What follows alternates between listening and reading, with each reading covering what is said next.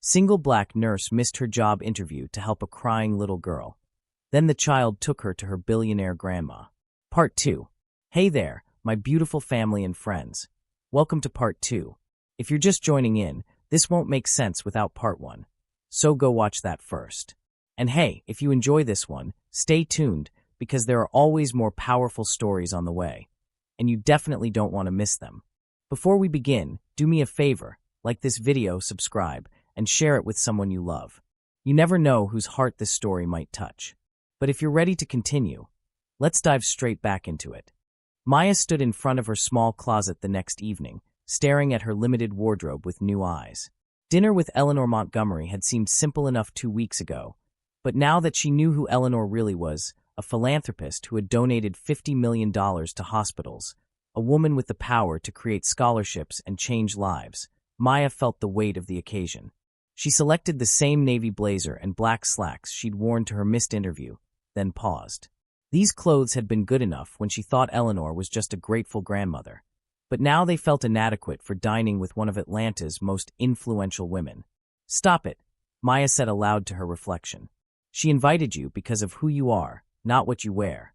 The same black Mercedes arrived promptly at 6 o'clock, but this time Maya noticed details she'd missed before. The discreet security features, the way other drivers seemed to give the car extra space, the professional bearing of the driver who introduced himself as Thomas and treated Maya with respectful courtesy. As they drove through the familiar gates of Eleanor's estate, Maya saw the property with new understanding. This wasn't just a beautiful home.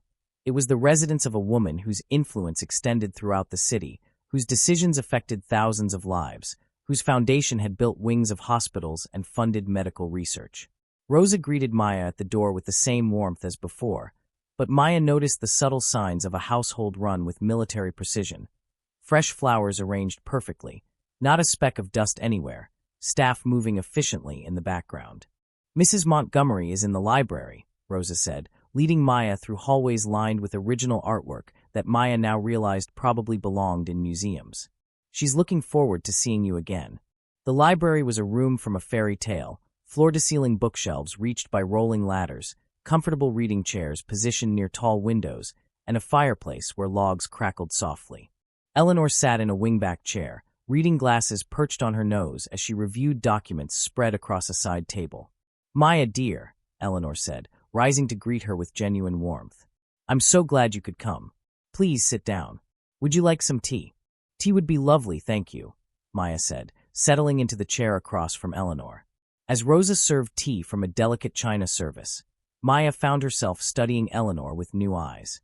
The older woman moved with quiet authority, spoke with the confidence of someone accustomed to being heard, and yet there was nothing intimidating about her presence. If anything, she seemed more approachable than she had at their first meeting. I imagine you have questions, Eleanor said once Rosa had left them alone. A few, Maya admitted. Dr. Williams told me about your foundation, about your donations to the hospital. I had no idea. Eleanor smiled. I don't advertise my philanthropy, Maya. I believe good works should be done quietly, without fanfare. But $50 million, that's not quiet, that's transformational. Money is just a tool, Eleanor said, dismissing the amount with a wave of her hand. What matters is how it's used. I've been blessed with financial resources, and I believe those blessings come with responsibilities. Maya sipped her tea, trying to process the magnitude of Eleanor's generosity. Why hospitals? Why children's health care specifically? Eleanor's expression grew thoughtful, and for a moment, Maya saw past the composed exterior to something deeper and more personal. I lost a child once, Eleanor said quietly. My daughter, Catherine, Zoe's mother, had an older brother, Michael. He was diagnosed with leukemia when he was 7 years old. Maya felt her heart clench. I'm so sorry. This was 40 years ago, when pediatric cancer treatment was far less advanced than it is today. We had money, the best doctors, access to experimental treatments, but it wasn't enough. Michael fought for 2 years before. Eleanor paused, composing herself. Before he lost his battle. That must have been devastating. Eleanor nodded. It nearly destroyed my marriage. My husband, Charles, threw himself into work, building the business empire that would eventually make our fortune. I threw myself into grief, and then, eventually, into making sure other families had better options than we did. So you started funding medical research. Initially, yes. Cancer research, treatment facilities, family support programs.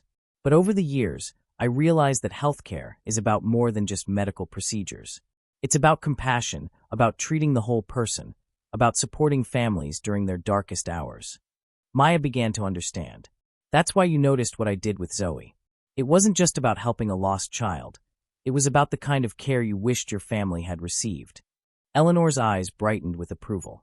Exactly. You saw a frightened child and responded with your heart, not your head. You sacrificed your own opportunity to provide comfort to a stranger. That's the kind of healthcare professional I want to support. But there must be hundreds of nurses and doctors who show compassion. Why me specifically? Eleanor leaned forward, her green eyes intense. Maya, in the past 2 weeks, I've had you observed in various situations. I hope you'll forgive the intrusion, but I needed to understand your character fully before making this investment. Maya felt a chill of realization. Observed. The patient who asked for you specifically at Mercy General, that was my friend Elena. The elderly man you helped with grocery shopping, my neighbor Robert. The young mother on the bus, Maria, who works for one of my companies. Maya stared at Eleanor in shock. You had me followed? I had you observed, Eleanor corrected gently. There's a difference. I needed to know if your compassion was genuine or performative, if your kindness extended beyond moments when you knew you were being watched. And what did you conclude? Eleanor smiled. That you are exactly who you appeared to be that day outside the hospital. Consistently kind, genuinely caring, and willing to sacrifice your own comfort for others' well-being. In every situation, you chose compassion over convenience. Maya felt a mix of emotions, surprise at the elaborate testing, gratitude for the positive assessment, and a growing understanding of Eleanor's thoroughness. I also had your background investigated, Eleanor continued. I know about your parents' accident, your grandmother's sacrifices, your academic achievements despite financial hardship, your work record at Mercy General. I know that you've never missed a shift, that you regularly stay late unpaid to ensure patient care, and that your colleagues consider you the most reliable nurse on staff. You really did your homework. Maya, when I invest in someone, I invest completely. I don't make decisions lightly, especially when it comes to people's futures. Eleanor stood and walked to one of the bookshelves, pulling out a leather-bound photo album. She returned to her chair and opened it to reveal pictures of young people in graduation gowns, medical professionals in hospital settings, teachers in classrooms. What they all have in common, Eleanor continued, is that they were chosen not just for their academic potential, but for their character. Intelligence can be taught, skills can be learned, but integrity and compassion, those come from within. What do you expect from the people you sponsor? Excellence, first and foremost. I expect them to work harder than their peers, to graduate at the top of their programs, to become leaders in their fields. But more than that, I expect them to pay it forward. Pay it forward. Eleanor turned to a page showing a young woman in a nurse's uniform standing next to a hospital bed. This is Dr. Patricia Williams, the woman you met yesterday. I sponsored her through medical school 25 years ago. She's now the chief medical officer at Atlanta Children's Healthcare and has helped establish programs that have saved thousands of children's lives. Maya's eyes widened. Dr. Williams was one of your scholarship recipients? One of my first. She came from circumstances similar to yours. Lost her parents young, raised by a grandmother, worked multiple jobs to pay for school. She's now one of the most respected pediatric administrators in the country. And she's helping to create this opportunity for me. The circle continues, Eleanor said with satisfaction. Patricia recommended the structure of the program we're offering you, based on her own experience and her understanding of what young nurses need to succeed. Maya felt the weight of the legacy she was being invited to join. What exactly are you offering me? Eleanor closed the photo album and leaned back in her chair. Full tuition for a master's degree in pediatric nurse practitioner studies at Emory University, one of the top programs in the country. A living stipend that will allow you to focus on your studies without working. Clinical rotations at Atlanta Children's Healthcare under the supervision of our best practitioners. And upon graduation, a guaranteed position as a pediatric nurse practitioner in our new family-centered care program. Maya felt tears welling up in her eyes. That's everything I've ever dreamed of. There are conditions, Eleanor continued. You must maintain a 3.8 GPA or higher. You must complete additional training in family counseling and child psychology. You must commit to working at Atlanta Children's Healthcare for at least 5 years after graduation. And you must agree to mentor other young nurses who come after you. I accept, Maya said without hesitation. Eleanor laughed. Don't you want to know about the salary? The benefits? The details of the program?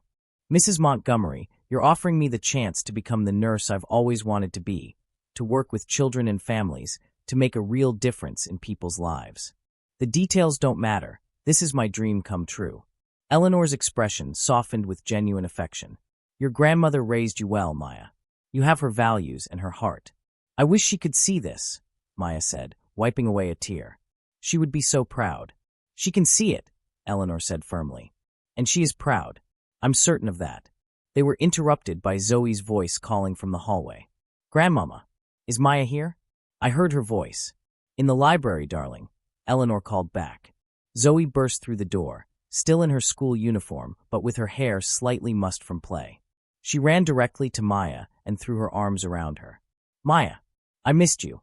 Are you coming to live with us now? Maya laughed, hugging the little girl back. Not exactly, sweetheart, but I'll be around more often. Your grandmother is helping me go back to school, so I can become an even better nurse. Will you take care of kids like me? I hope so. Would you like that? Zoe nodded enthusiastically. Yes, you're the best nurse ever, and you make people feel better just by being nice to them. Eleanor watched the interaction with deep satisfaction. This was exactly what she'd hoped to see. The natural connection between Maya and Zoe, the way the child instinctively trusted and loved the young woman who had shown her kindness. Zoe, why don't you show Maya your new art project while I finish preparing dinner? Eleanor suggested. As Zoe dragged Maya off to see her latest masterpiece, Eleanor remained in the library, reflecting on the evening's conversation. She'd made many investments over the years, funded countless scholarships and programs, but something about Maya Johnson felt different. Perhaps it was the young woman's genuine humility, her obvious love for her work, or the way she'd sacrificed her own opportunity without a moment's hesitation to help a frightened child.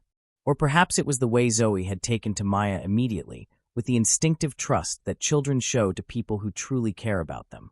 Eleanor had been searching for someone who could serve as a role model for her granddaughter, someone who embodied the values she wanted Zoe to learn.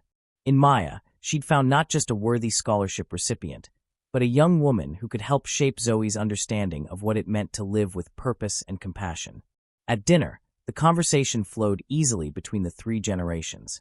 Maya told stories about her patients at Mercy General, carefully protecting their privacy, but sharing the moments of human connection that made her work meaningful. Zoe chattered about school and friends and the book she was reading. Eleanor shared memories of her own grandmother, a woman who had taught her that true wealth came from the relationships you built and the lives you touched. Maya, Eleanor said as the evening wound down, I want you to understand something. This scholarship isn't just about your education. It's about joining a family.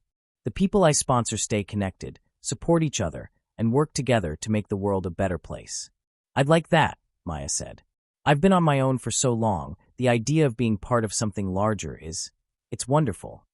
You'll never be alone again, Eleanor promised. We take care of our own. As Thomas drove Maya home that night, she stared out the window at the city lights, trying to process the magnitude of what had happened. 2 weeks ago, she'd been a struggling nurse with big dreams and limited options. Tonight, she was a scholarship recipient with a guaranteed path to her dream career, supported by one of the most powerful women in Atlanta. But more than that, she'd found something she hadn't even known she was missing, a sense of belonging, of being valued not just for what she could do, but for who she was. Eleanor Montgomery had seen something in her worth investing in, and Maya was determined to prove that faith was well placed. Maya has discovered that Eleanor isn't just wealthy. She's a woman who invests in people's character and creates legacies of compassion. The connection between them is growing beyond gratitude into genuine affection and mutual respect. Sometimes the most powerful people are those who use their influence to lift others up. Have you ever had someone believe in your potential before you fully believed in it yourself? Eleanor is showing Maya that her act of kindness was just the beginning of a much larger story. 3 weeks after accepting Eleanor's scholarship offer, Maya was floating on a cloud of possibility. She had submitted her application to Emory University's nurse practitioner program, given her 2 weeks' notice at Mercy General, and begun preparing for the next chapter of her life. The future had never looked brighter.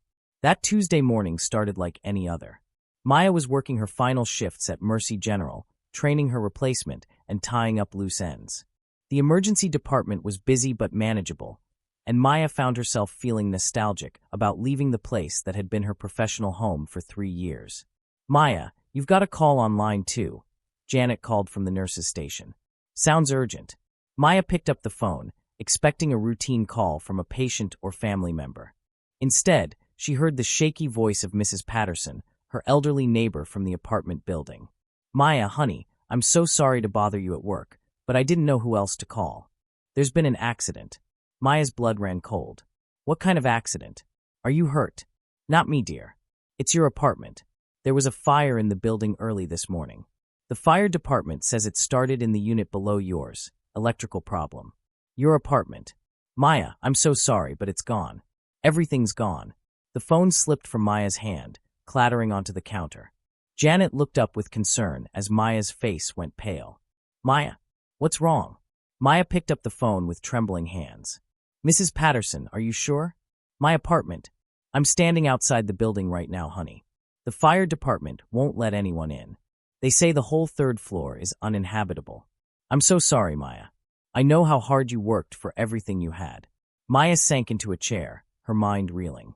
Everything she owned, her clothes, her furniture, her grandmother's photos, her nursing school textbooks, the few pieces of jewelry that had belonged to her mother, all of it was gone.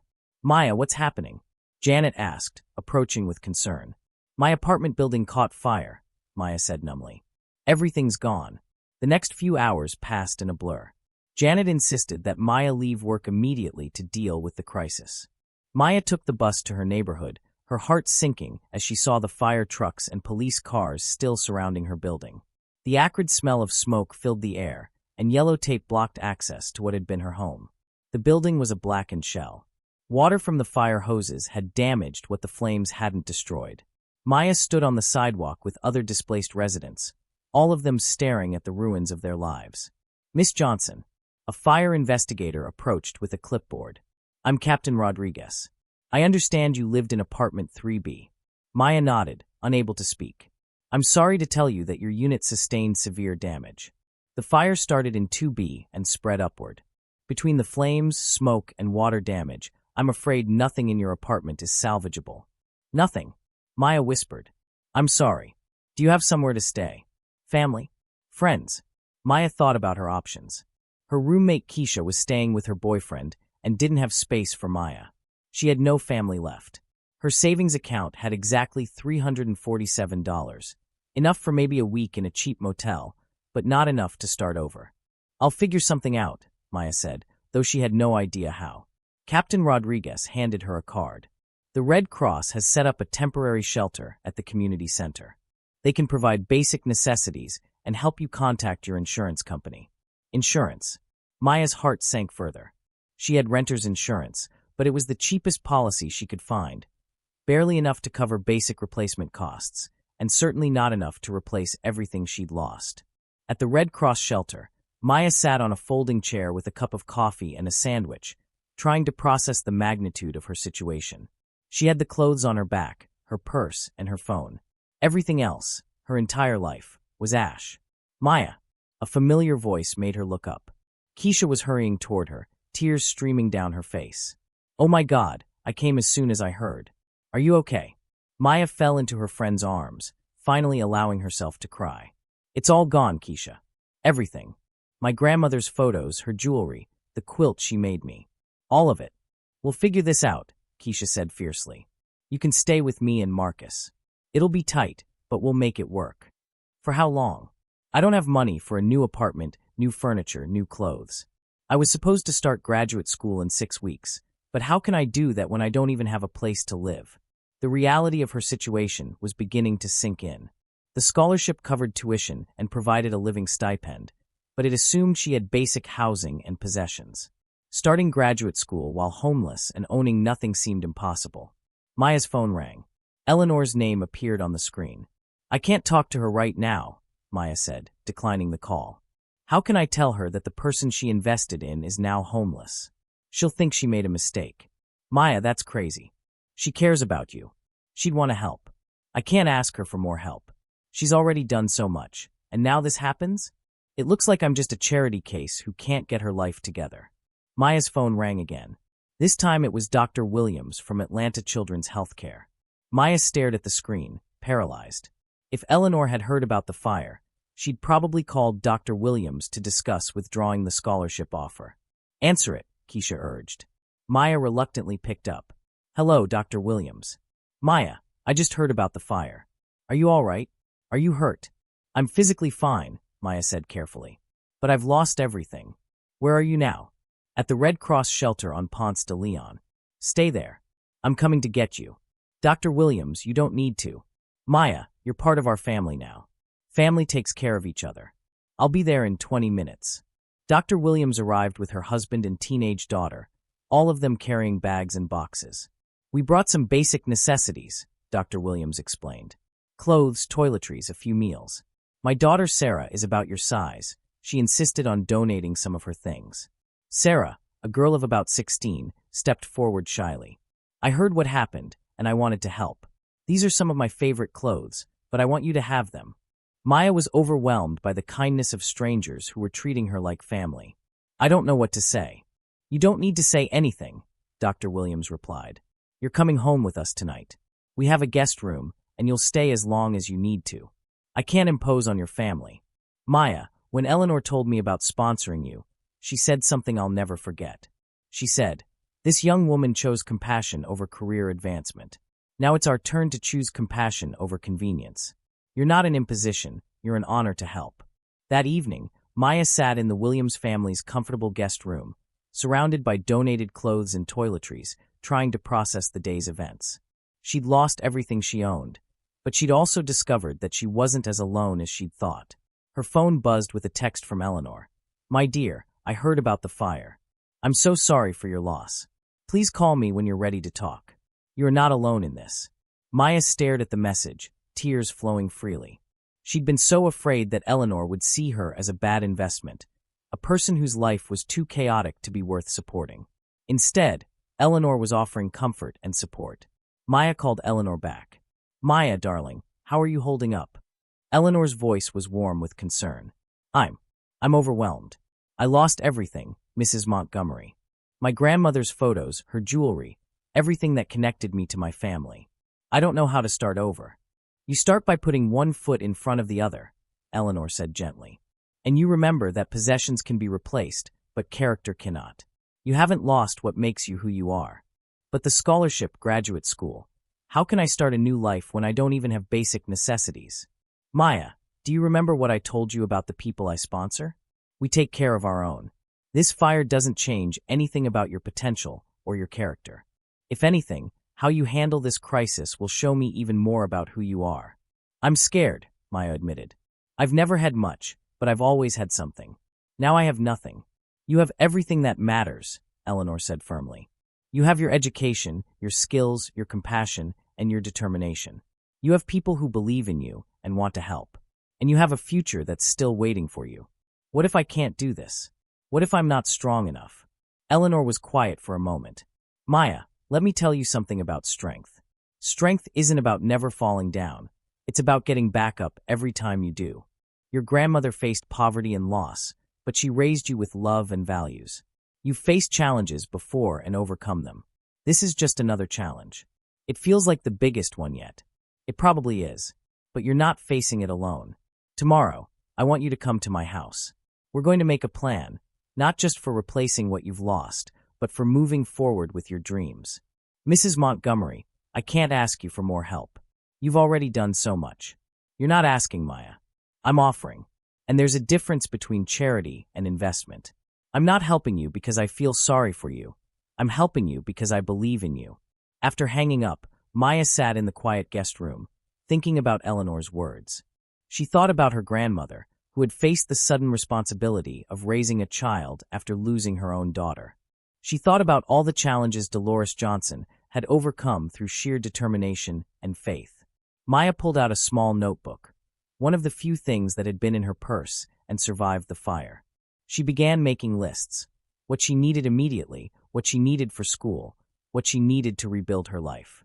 For the first time since hearing about the fire, she felt a spark of hope. The next morning, Maya woke up in the Williams guest room to the smell of coffee and bacon. Dr. Williams' family treated her like she belonged there, including her in breakfast conversation and making sure she felt comfortable. "Maya," Dr. Williams said as they finished eating, "I want you to know that our guest room is yours for as long as you need it. Don't feel pressured to find somewhere else quickly." "Thank you," Maya said. "I don't know how to repay your kindness." "You repay it by succeeding," Dr. Williams replied. "By becoming the nurse practitioner I know you can be, and by helping other people the way we're helping you now." That afternoon, Maya took the bus to Eleanor's mansion, carrying a small bag with the few possessions she now owned. She felt self-conscious arriving at the elegant estate with so little, but Eleanor greeted her with the same warmth as always. "Come in, dear. Rosa has prepared lunch, and then we're going to make a plan." Over lunch, Eleanor listened as Maya detailed the extent of her losses and her concerns about starting graduate school under these circumstances.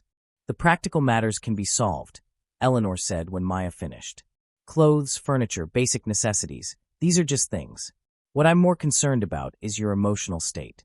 Losing everything you owned, especially items that connected you to your grandmother, must be devastating." Maya nodded, tears threatening again. "I had so few things that belonged to her. A few photos, her wedding ring, a quilt she made when I was little. They were all I had left of my family." Eleanor reached across the table and took Maya's hand. "Maya, your grandmother's legacy isn't in the things she left you. It's in the person she raised you to be. Every act of kindness you perform, every patient you comfort, every life you touch, that's her legacy living on through you. I know you're right, but it still hurts." "Of course it does. Grief is the price we pay for love. But don't let that grief stop you from moving forward." Eleanor stood up and walked to a cabinet, returning with a checkbook. "I'm going to write you a check for $25,000. That should cover immediate necessities, a security deposit on a new apartment, and basic furnishings." Maya's eyes widened. "Mrs. Montgomery, I can't accept that much money." "It's not a gift, Maya. It's an advance on your future salary. You'll pay it back over time, once you're working as a nurse practitioner. But what if something happens? What if I can't finish school or can't get the job?" Eleanor smiled. "Maya, I've been investing in people for 30 years. I've learned to recognize character, determination, and potential. You have all three in abundance. This fire is a setback, not a defeat." As Eleanor wrote the check, Maya felt a complex mix of emotions, gratitude, relief, and a deep sense of responsibility. This woman was investing not just money, but faith in Maya's future. "There's one more thing," Eleanor said, handing Maya the check. "I want you to move into the guest house on my property." "The guest house?" "It's a small cottage behind the main house. 2 bedrooms, fully furnished, completely private. You can live there while you're in graduate school, and Zoe will love having you nearby." Maya stared at Eleanor in amazement. "You want me to live here?"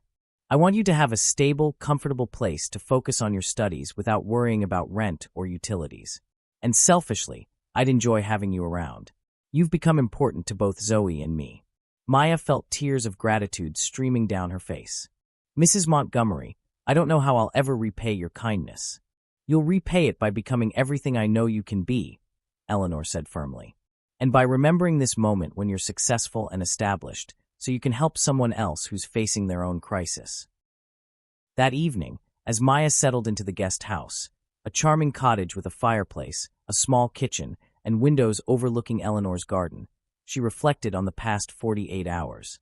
She'd lost everything she owned, but she'd discovered something invaluable. She wasn't alone in the world. She had people who believed in her, who were willing to invest in her future, who saw her potential even when she couldn't see it herself.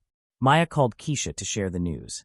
"Girl, you went from homeless to living in a mansion guest house in 2 days," Keisha said with amazement. "That woman really believes in you." "She does," Maya said, looking out at the garden where Zoe was playing with her stuffed elephant. "And now I have to make sure I live up to that belief." Maya has faced her biggest crisis yet, losing everything she owned in a fire.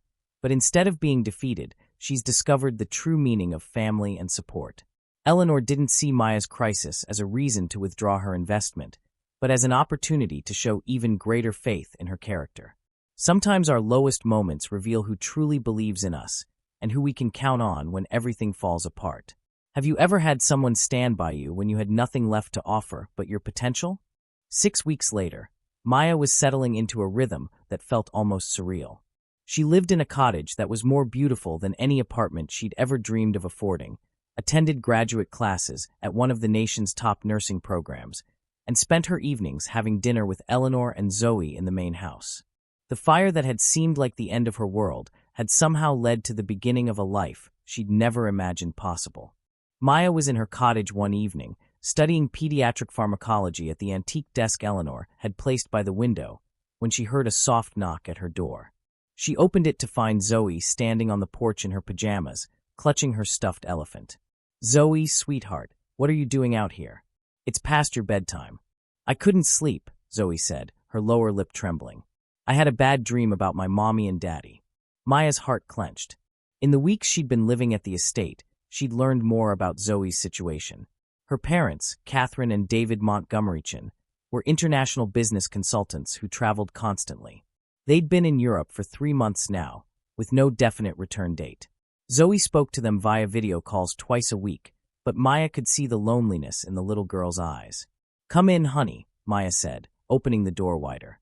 "Do you want to talk about your dream?" Zoe settled onto Maya's couch, hugging her elephant tightly. "I dreamed that Mommy and Daddy forgot about me completely, that they decided to stay in Europe forever and never come home."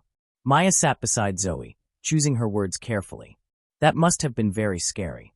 But you know that's just a dream, right? Your parents love you very much. Then why don't they come home?" Zoe asked with the heartbreaking directness of childhood. "Other kids' parents come home every day. Mine only come home for a few days, and then they leave again." Maya felt a familiar ache in her chest, the pain of a child who felt abandoned, even by parents who were still alive. She thought about her own childhood, about the different but equally profound loss she'd experienced. "Sometimes grown-ups have to make very difficult choices," Maya said gently. "Your parents work very hard to provide for you and to build their business. That doesn't mean they love you any less. But I'd rather have them here than have all the nice things their work pays for," Zoe said with wisdom beyond her years. Before Maya could respond, she heard Eleanor's voice calling from the main house. "Zoe? Zoe, where are you?" "She's with me, Mrs. Montgomery," Maya called back. Eleanor appeared at the cottage door moments later, wearing a silk robe and looking worried. "Zoe Elizabeth Montgomery, you scared me half to death. I went to check on you and found your bed empty. I'm sorry, Grandmama. I had a bad dream, and I wanted to talk to Maya." Eleanor's expression softened as she looked at her granddaughter, curled up next to Maya. "What kind of bad dream, darling?" "About Mommy and Daddy not coming back," Zoe said quietly. Eleanor and Maya exchanged a look over Zoe's head. Eleanor's face showed a flash of pain and frustration that she quickly masked. "Well," Eleanor said, settling into the chair across from them, "I think this calls for some hot chocolate and a serious conversation." 20 minutes later, the three of them sat around Maya's small kitchen table with steaming mugs of hot chocolate topped with marshmallows. Zoe had calmed down, but Maya could sense the deeper conversation that needed to happen. "Zoe," Eleanor said gently, "I want you to know that no matter what happens with your parents' work, you will always have a home with me. Always. But what if something happens to you too?" Zoe asked, voicing the fear that haunted many children who'd experienced loss or abandonment. Eleanor reached across the table and took Zoe's small hand in hers. "Nothing is going to happen to me, darling. But even if it did, you would still be taken care of. Maya would make sure of that, wouldn't you, Maya?" Maya felt the weight of Eleanor's gaze and the trust implicit in her words. "Of course I would, sweetheart. You're very important to me." "Really?"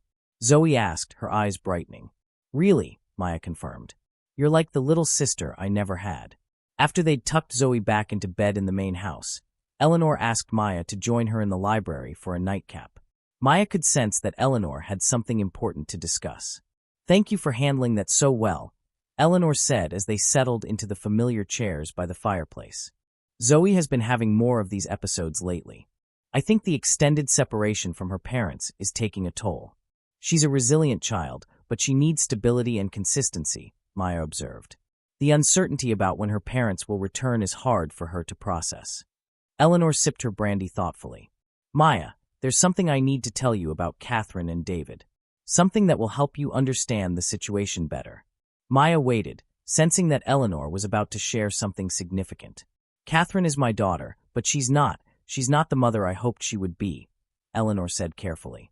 She's brilliant in business, successful beyond measure, but she's never understood the importance of being present for her child. That must be difficult for you to watch. Eleanor nodded. Catherine grew up with every advantage, the best schools, unlimited opportunities, financial security. But perhaps because everything came so easily to her, she never learned the value of sacrifice or the importance of putting family first. And David is a good man, but he's completely devoted to Catherine and their business empire. Where she leads, he follows. They've built an incredibly successful consulting firm, but they've sacrificed their relationship with their daughter in the process. Maya thought about Zoe's earlier words, that she'd rather have her parents present than have all the nice things their success provided. Does Catherine understand how her absence affects Zoe? Eleanor's expression grew pained. I've tried to talk to her about it, but she always says they're building a legacy for Zoe's future. She doesn't seem to understand that what Zoe needs is her presence, not her presence. How long have they been traveling like this? 3 years, Eleanor said quietly. Ever since Zoe turned 4, they've been taking longer and longer trips. At first, it was a few weeks at a time. Now they're gone for months. Maya felt a surge of protective anger on Zoe's behalf. That little girl is being raised by her grandmother because her parents are too busy building their careers. It's not fair to either of you. No, it's not, Eleanor agreed. But Maya, I need you to understand something. The reason I was so drawn to you, the reason I knew immediately that I wanted to invest in your future, is because of how you responded to Zoe that day outside the hospital. I just helped a scared child. You did more than that.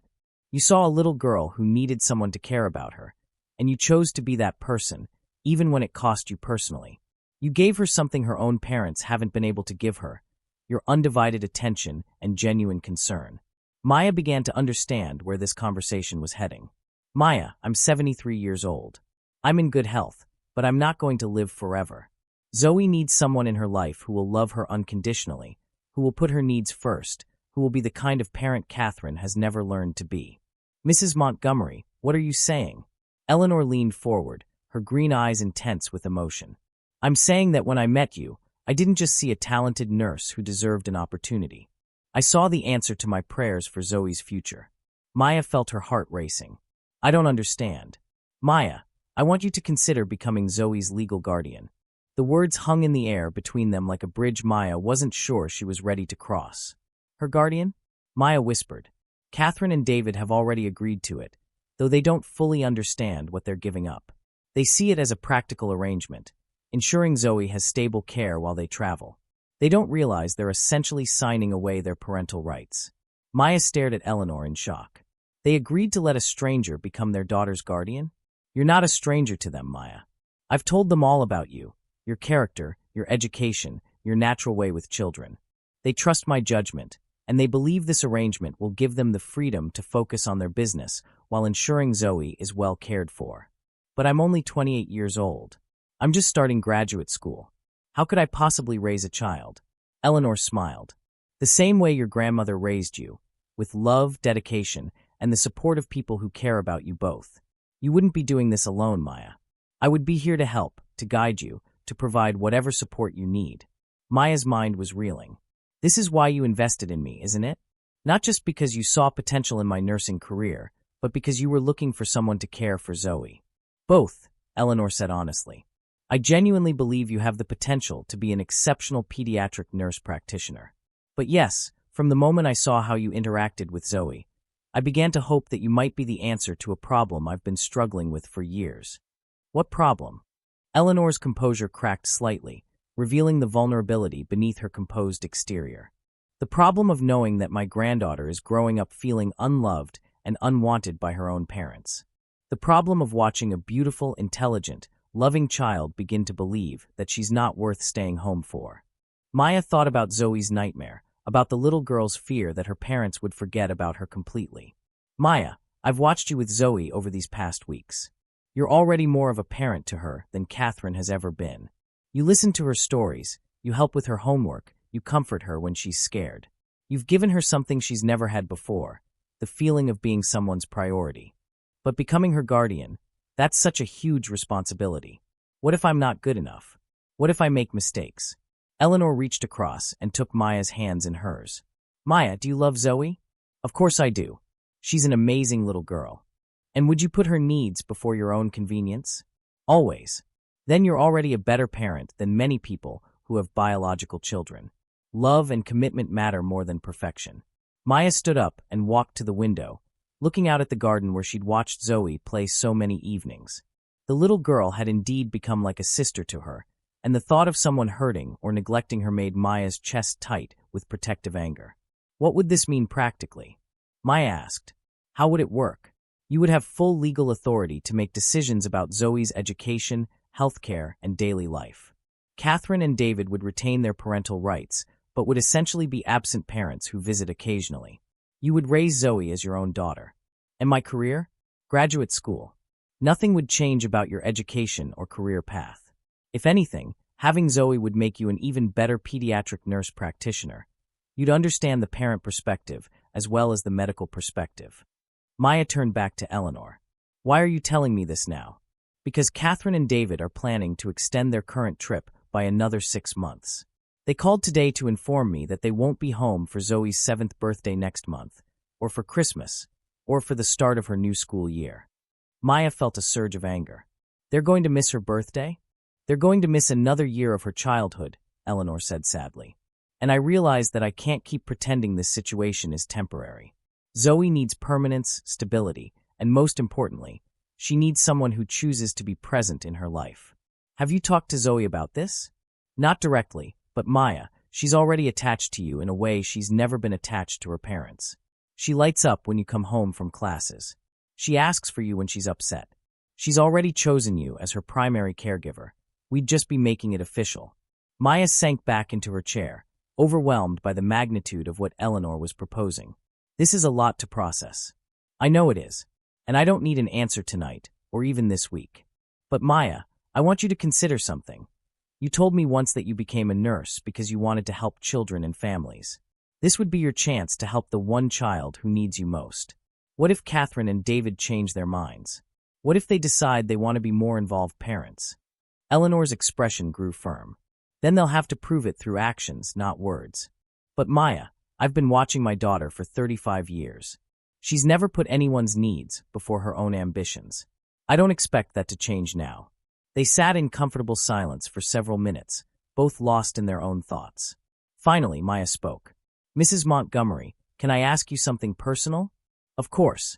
Why is this so important to you? I mean, I understand wanting what's best for Zoe, but there's something more, isn't there? Eleanor was quiet for a long moment, staring into the fire. When she spoke, her voice was soft with old pain. I told you about my son Michael, who died of leukemia when he was 9. Maya nodded. What I didn't tell you is that in the months before he died, when we knew the treatments weren't working, Michael made me promise something. He was so young, but he understood that he was dying, and he was worried about what would happen to our family afterward. Eleanor paused, composing herself. He made me promise that I would find ways to help other children, to make sure that kids who needed love and care would get it. He said he didn't want other children to feel scared and alone the way he sometimes did in the hospital. Maya felt tears welling up in her eyes. For 40 years, I've honored that promise through my foundation, through scholarships, through funding medical research. But Maya, when I met you and saw how you cared for Zoe, I realized that this might be the most direct way I could fulfill Michael's wish, by ensuring that one specific child gets the love and attention she deserves. You think Michael would approve of this plan? Eleanor smiled through her tears. I think Michael would love you, Maya. And I think he would be thrilled to know that his little cousin Zoe has someone like you to watch over her. Maya stood up and walked to Eleanor's chair, kneeling beside it and taking the older woman's hands. Mrs. Montgomery, I can't promise I'll be a perfect parent to Zoe. I don't have experience raising children, and I'm still figuring out my own life. But I can promise that I will love her with everything I have, and I will never, ever make her feel like she's not worth staying home for. Eleanor's face lit up with joy and relief. Does that mean you'll consider it? It means I'll do it, Maya said firmly. Zoe deserves someone who chooses her every day, and I want to be that person. Eleanor pulled Maya into a fierce hug, both women crying tears of joy and relief. Thank you, Eleanor whispered. You have no idea what this means to me, what it will mean to Zoe. Actually, I think I do, Maya said. It means she'll finally have what every child deserves, someone who puts her first. Eleanor has revealed the full scope of her plan. Maya isn't just a scholarship recipient. She's the answer to a grandmother's prayers for her neglected granddaughter. Sometimes the people we help in small moments turn out to need us in much bigger ways. Maya's act of kindness toward a lost child has led to her becoming that child's chosen mother. Have you ever realized that a simple act of compassion was actually the beginning of a much larger purpose in your life? 1 year later, Maya stood in the kitchen of what was now officially her and Zoe's home, the guest cottage that Eleanor had deeded to them as part of the guardianship arrangement. The morning sun streamed through the windows as she packed Zoe's lunch, humming softly while she worked. It was a Tuesday in October, exactly 13 months since that life-changing day when she'd missed her job interview to help a crying little girl. Maya, Zoe's voice called from upstairs. I can't find my library book. Check your backpack, sweetheart, Maya called back, smiling at the familiar morning routine. And don't forget to brush your teeth. Maya had graduated from Emory's nurse practitioner program summa cum laude just 3 months earlier. The graduation ceremony had been a celebration unlike anything she'd ever experienced. Eleanor, Zoe, Dr. Williams, and even some of her former colleagues from Mercy General had been there to cheer her on. But the moment that had meant the most was when Zoe had run up to her after the ceremony and thrown her arms around her, shouting, "That's my mama. She's the smartest nurse in the whole world. Mama." The word still made Maya's heart skip a beat every time Zoe said it. It had happened naturally, about 6 months after the guardianship was finalized. Zoe had been telling a friend at school about Maya, and she'd referred to her as my mama Maya. When Maya had gently asked if that's how Zoe thought of her, the little girl had nodded seriously and said, "You're the one who takes care of me and loves me every day. That makes you my mama, right?" "Right indeed." "Found it," Zoe announced, bounding down the stairs with her library book in one hand and her stuffed elephant in the other.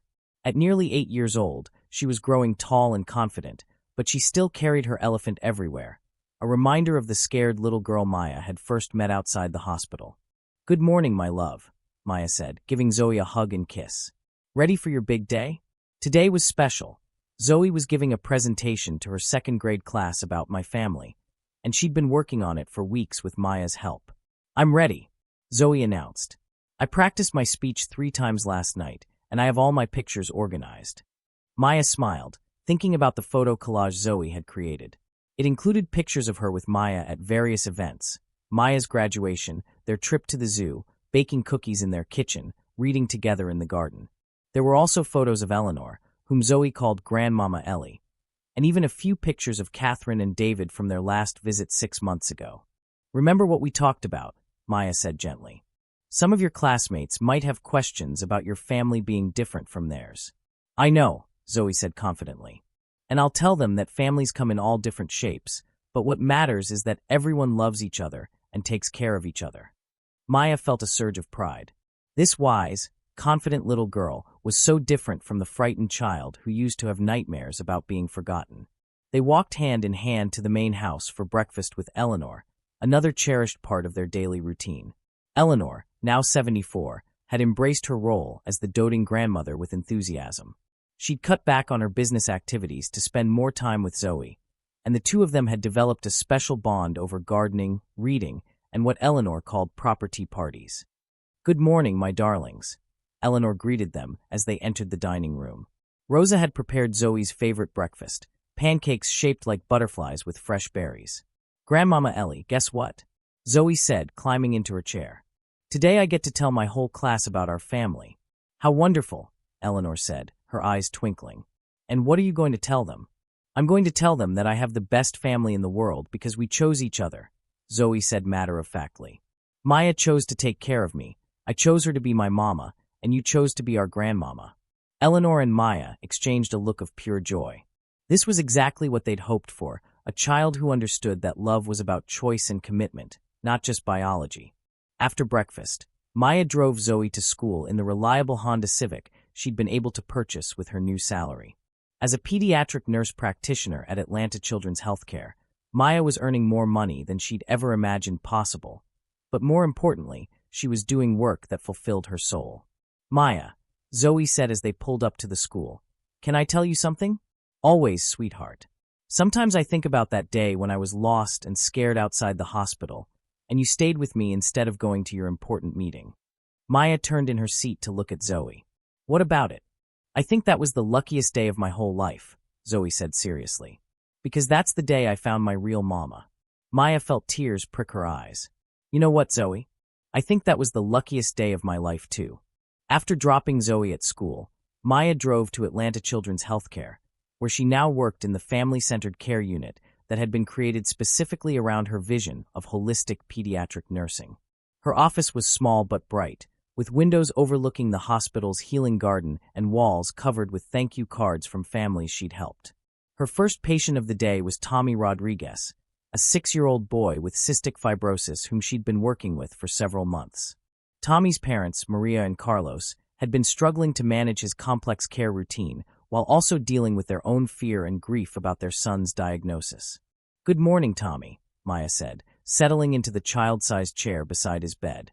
How are you feeling today? Better, Tommy said with a shy smile. Mama says you're going to teach her how to do the new breathing treatment. That's right, and I'm going to teach you too, so you can help remind Mama if she forgets any steps. This was Maya's approach, involving children in their own care whenever possible, treating them as partners rather than passive recipients of medical treatment. It was an approach that had earned her recognition throughout the hospital and had led to her being asked to develop training protocols for other pediatric nurse practitioners. As Maya worked with Tommy and his family, she reflected on how much her life had changed. A year ago, she'd been a struggling emergency room nurse with big dreams and limited options. Now she was a respected pediatric nurse practitioner, a mother to a wonderful little girl, and part of a family that had been built on love and choice rather than biology. But perhaps the most remarkable change was in her sense of purpose. Every day, she got to help children and families navigate some of the most challenging experiences of their lives. She got to be the kind of healthcare provider she'd always dreamed of being, someone who treated not just medical conditions, but whole human beings with fears, hopes, and dreams. At lunch, Maya met with Dr. Williams to discuss a new program they were developing, a scholarship fund for nursing students from disadvantaged backgrounds, modeled after the program that had changed Maya's own life. We've received approval for funding, Dr. Williams announced with a smile. The Maya Johnson Scholarship for Compassionate Care will provide full tuition and living expenses for 5 nursing students each year. Maya stared at Dr. Williams in shock. You named it after me? Eleanor insisted. She said it was fitting, since you're the perfect example of how investing in someone's character pays dividends for entire communities. Maya felt overwhelmed by the honor and the responsibility. I don't know what to say. Say you'll help us select the recipients, Dr. Williams suggested. We want students who have your combination of clinical potential and genuine compassion. Of course, Maya said immediately. I'd be honored. That afternoon, Maya's last patient was a teenage girl named Ashley who was recovering from surgery to repair a congenital heart defect. Ashley had been withdrawn and anxious since her admission, barely speaking to the medical staff and refusing to participate in her physical therapy. Maya sat beside Ashley's bed, not saying anything at first, just being present. Finally, Ashley spoke. Everyone keeps telling me how lucky I am that they caught this problem and fixed it, Ashley said quietly. But I don't feel lucky. I feel scared and different, and like my body betrayed me. Maya nodded, understanding the complex emotions that came with serious medical diagnoses, especially for teenagers who were already struggling with identity and self-image. It's okay to feel scared, Maya said gently. Having surgery is scary, even when it's helping you. And it's okay to feel angry or sad or confused. Those are all normal reactions. Really? The other nurses keep telling me to think positive and be grateful. Gratitude and positivity are wonderful, but they don't erase other feelings. You can be grateful for good medical care and still be scared about what this means for your future. Both things can be true at the same time. For the next 30 minutes, Maya listened as Ashley talked about her fears, about being different from her friends, about limitations she might face, about whether boys would ever want to date someone with a heart condition. Maya didn't try to minimize Ashley's concerns or offer false reassurances. Instead, she validated Ashley's feelings while providing accurate information about her prognosis and connecting her with other teenagers who had similar conditions. By the end of their conversation, Ashley was sitting up straighter and had agreed to try physical therapy the next day. "Thank you," Ashley said as Maya prepared to leave. "You're the first person who didn't try to talk me out of my feelings." "Your feelings are valid," Maya replied. "And so are you, exactly as you are." As Maya drove home that evening, she reflected on the day's interactions. This was why she'd become a nurse, for moments like these, when she could provide not just medical care but human connection and understanding. She arrived home to find Zoe and Eleanor in the garden, harvesting vegetables for dinner. Zoe ran to greet her, chattering excitedly about her presentation. "Maya, you should have seen it. I showed all my pictures, and I told everyone about how you chose to help me even though it meant missing your important meeting, and how that's how we became a family." Mrs. Peterson said it was the most beautiful family story she'd ever heard. "I'm so proud of you," Maya said, scooping Zoe into a hug. "You're such a brave, smart, wonderful little girl. And guess what else? 3 kids in my class said they want to be nurses when they grow up, just like you." Maya laughed, delighted by the idea that her story might inspire other children to consider careers in healthcare. That evening, as they sat around the dinner table, Maya, Zoe, and Eleanor, Maya looked at the 2 people who had become her world and marveled at the journey that had brought them together. "I have an announcement," Eleanor said as Rosa served dessert. "I've been thinking about retirement, and I've decided to step down from the Foundation's board of directors." Maya and Zoe both looked at her with concern. "Are you okay, Grandmama Ellie?" Zoe asked. "Are you sick?" Eleanor laughed. "I'm perfectly healthy, darling. But I'm 74 years old, and I want to spend more time with my family. I want to be here for your school plays and soccer games and all the important moments of your childhood." "What will happen to the Foundation?" Maya asked. Eleanor smiled mysteriously. "Well, I was hoping that a certain pediatric nurse practitioner might consider joining the board and eventually taking over as director." Maya nearly choked on her dessert. "Me? Eleanor, I don't know anything about running a foundation. You know about identifying people with potential and character. You know about the importance of investing in education and healthcare. And most importantly, you understand what it means to pay forward the opportunities you've been given." Maya thought about the scholarship program being named in her honor, about the students she would help select, about the chance to create opportunities for other young people the way Eleanor had created opportunities for her. "I'd be honored," Maya said finally. "But I want to make sure I can still practice nursing. That's who I am at my core." "Of course," Eleanor agreed. "The foundation work would be part-time, at least initially. You'd continue your clinical practice and gradually take on more administrative responsibilities as you're ready." Later that evening, after Zoe had gone to bed, Maya and Eleanor sat in the library with their traditional nightcap, reflecting on the day and the year that had passed. "Eleanor," Maya said, "can I ask you something I've always wondered about?" "Anything, dear." "That day outside the hospital, when I first met Zoe, did you plan for her to be alone? Did you somehow orchestrate that situation?" Eleanor was quiet for a long moment, then smiled. "Maya, I've learned over the years that the universe has a way of putting the right people in the right place at the right time. I didn't plan for Zoe to be separated from me, but when it happened, I knew immediately that it was meant to be." "How did you know?" "Because I watched you make a choice that revealed everything I needed to know about your character. You chose compassion over career advancement. You chose to help a stranger's child over your own professional goals.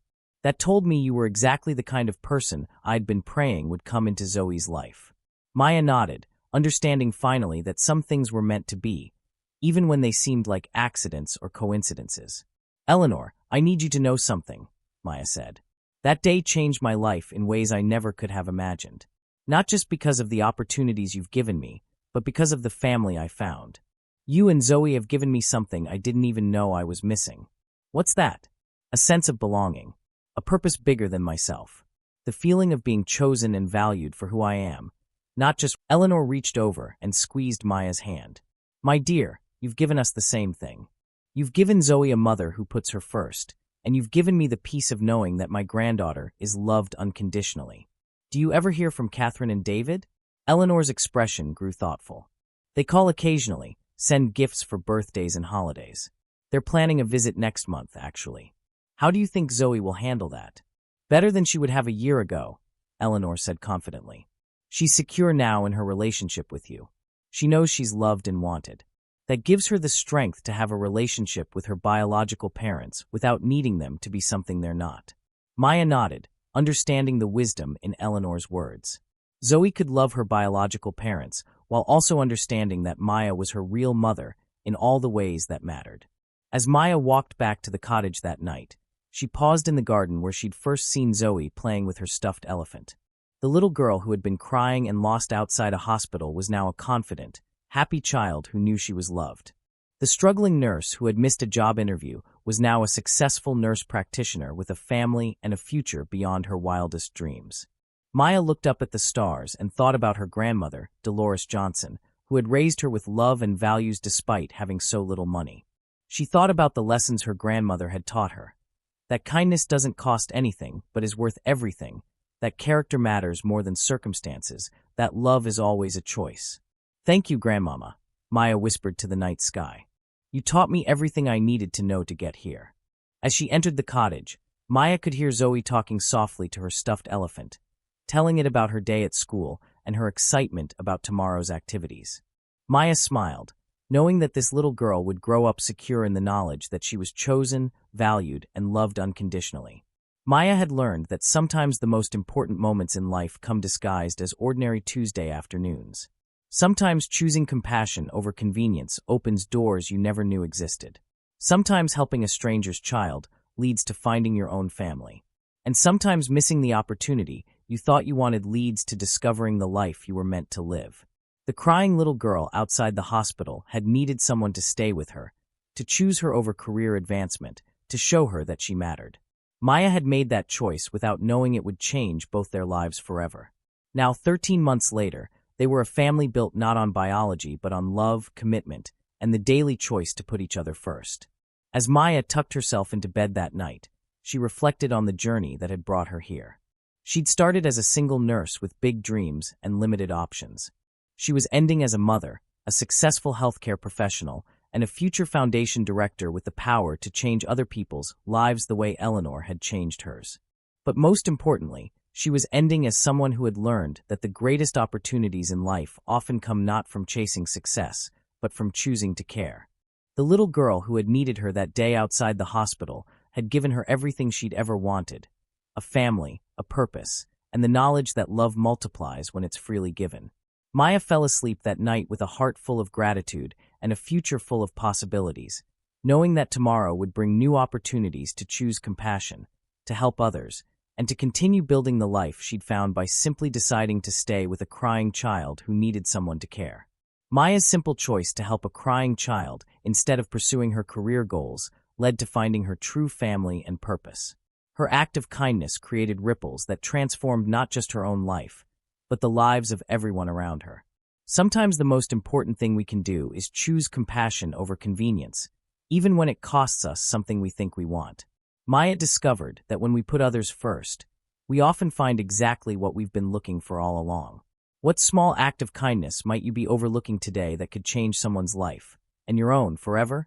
This story reminds us that everyday heroes are all around us: nurses, teachers, caregivers, and ordinary people who choose kindness over convenience. Maya Johnson's journey from struggling nurse to beloved mother and successful professional shows us that our character is revealed not in moments of triumph, but in moments of choice. When we choose to help others, even at personal cost, we often discover that we're not just changing their lives, we're finding our own destiny. Thank you so much for watching this story all the way to the end. If this touched your heart, then you're going to love the next one. It's just as powerful and even more intriguing than you can imagine.